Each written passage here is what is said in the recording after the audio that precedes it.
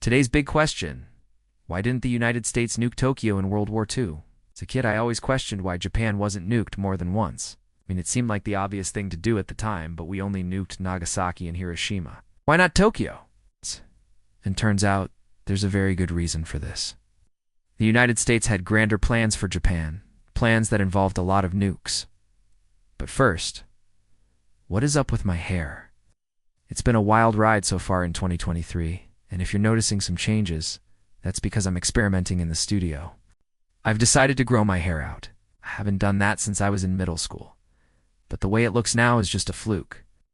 You see, I have fine, thin hair. That's basically a biological disadvantage when trying to grow your hair long. So I'm using this special shampoo and conditioner called Keeps to help me combat that. For years, male pattern baldness has been linked to genetics and hormones. While you can't change your DNA, you can change your hair game with Keeps. Keeps is an absolutely incredible service where you can get treated from the comfort of home. No doctor's visits or awkward conversations required. It's a great option if you're struggling with thinning hair or hair loss.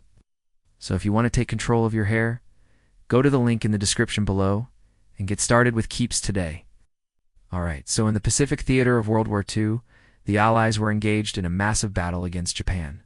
By 1945, Japan had spread its military across a huge swath of land from Korea to Taiwan to the Philippines to British colonies and Dutch East Indies, and of course their own home islands. If you wanted to defeat Japan, you had to invade their home islands. So let's talk about that plan real quick. The American commander-in-chief of the Pacific Forces was General Douglas MacArthur, and the plan that he had to invade Japan involved several different steps. First, they would use newly developed amphibious landing tactics to take the island of Peleliu and the Palau Islands. Then they would move south to the Admiralty Islands. Then they would go to the Mariana Islands. Then they would jump across to Japan proper. They planned to start with the island of Kyushu, then move north to the island of Honshu. Their goal was to eventually reach Tokyo. The operation was called Operation Downfall, and it was set to begin in November of 1945. And here's where the atomic bomb comes into play. The U.S. military thought that by demonstrating the devastating power of the atomic bomb, they could force the Japanese leadership to surrender without having to wage war on the Japanese home islands. The plan was to nuke 2 Japanese cities and bring Japan to their knees. But which cities should they pick? As you might imagine, Tokyo was high on the list. It was the capital city and arguably the most important city in all of Japan. Nuke Tokyo. End the war, right? Well, not exactly. Because although Tokyo was the capital city, it wasn't necessarily the most important city in terms of military value. As early as 1944, the United States had broken the Japanese naval code, and they knew that the Japanese Navy kept their ships in port on the other side of Japan. The U.S. intelligence community suspected that the Japanese Navy believed that the Allies would attempt to invade the southern island of Kyushu. So the Japanese Navy was stationed there waiting for the Allied invasion force. Now, if you know where the Japanese Navy is stationed, that makes it pretty easy to destroy them, before they even have a chance to get into the fight. So instead of nuking Tokyo, the U.S. military decided to nuke Hiroshima, which was close enough to the Japanese naval base in Kurai. The second city that they chose was Nagasaki. And they chose that one because it was an industrial center, but also because it was far enough away from any major population centers that if the bomb exploded at high altitude, the radiation fallout wouldn't contaminate the surrounding areas. Now, the people who actually dropped the bombs on Hiroshima and Nagasaki have said that Tokyo was considered as a target. But in the end, it was decided that Tokyo was too large, and that if they nuked Tokyo, the bomb wouldn't cause enough destruction to convince the Japanese emperor to surrender. Also, there was the concern that the bombing of Tokyo would create a massive refugee crisis. Another reason why they didn't nuke Tokyo is because of the weather. During the summer and fall of 1945, the Japanese capital experienced some of the worst typhoons ever recorded. These typhoons would have made it difficult, if not impossible, to accurately drop the atomic bomb on the city.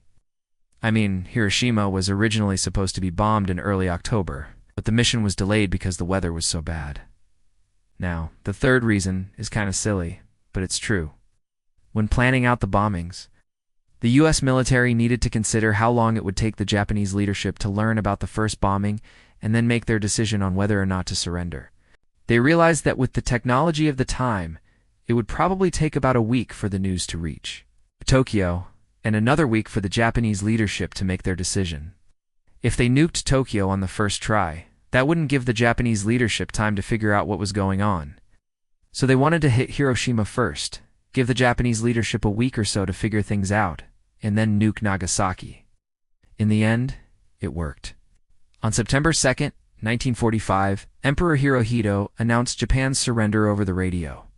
Although there was some confusion because the Allies couldn't actually verify that the Emperor had surrendered. There was some back and forth. In fact, the Japanese kept sending out these coded messages to their troops that said things like, quote, "The red sun shall rise again," meaning don't give up. It wasn't until September 8th that the Japanese formally surrendered. Alright, so I lied. We nuked Nagasaki before we nuked Tokyo. But in reality, I think Tokyo was never really in danger of being nuked. As early as March of 1945, President Franklin Roosevelt told his secretary of the plan to nuke Japan, and everyone assumed that Tokyo would be the first target. But as we talked about earlier, Tokyo wasn't as important of a military target as Hiroshima or Nagasaki. So in the end, I think the reason why Tokyo wasn't nuked was simply because it wasn't necessary.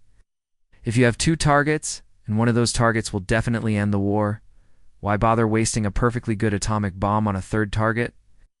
Now, I know this isn't as dramatic as saying, the weather was bad or something, but sometimes in war, you just don't need to use every single weapon at your disposal. It's also worth pointing out that it is hard to say for certain that Tokyo would have been nuked if the war had continued. I mean, Operation Downfall was set to begin in November of 1945, and if that had happened, there's a good chance that Tokyo would have been nuked. Speaking of, let's talk about the cities that were nuked. Both Hiroshima and Nagasaki are located on islands. In fact, both of them are peninsulas. And that brings up an interesting question. Could the United States have nuked a city on the mainland?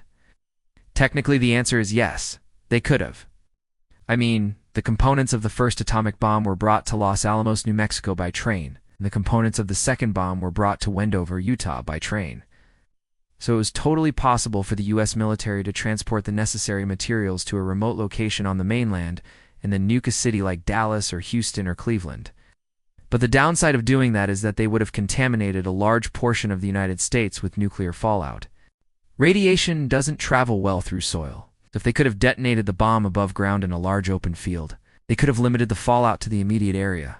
But if the bomb detonated underground, or if the bomb detonated in a city, the radiation would have leaked into the groundwater and potentially contaminated the entire country. But perhaps the biggest reason why they did nuke a mainland city is because the military leaders knew that if they did that, it would lead to retaliation. The Germans had V-2 rockets, which were capable of reaching London and other European cities. The British had developed a rocket that could reach Berlin.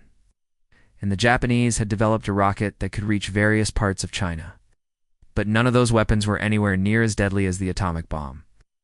If the U.S. military had nuked a mainland city, there's a good chance that the enemy would have retaliated with their own nuclear weapon, and no one really wanted that. Alright, but what do you think? You think the United States would have nuked Tokyo if the war had continued? And would the Japanese really have surrendered after only 2 atomic bombs? Let me know your thoughts in the comments down below. As always, thank you so much for watching. I'll see you next time.